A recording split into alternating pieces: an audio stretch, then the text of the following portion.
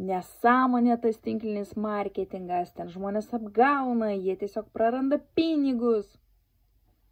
Kokiu būdu?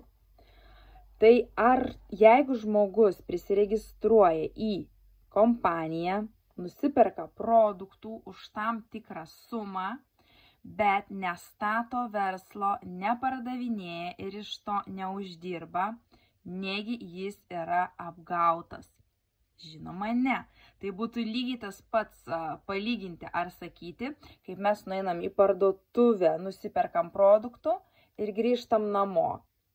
Mūsų parduotuvė apgavo, mes išleidom pinigus, bet mes tuos produktus naudojam, tai lygiai taip pat ir tinklinėme marketinge. Tu gauni produktą, tu jį naudoji, jei nestatai verslo, tiesiog neuždirbi. Tad duok tam verslui dar vieną šansą.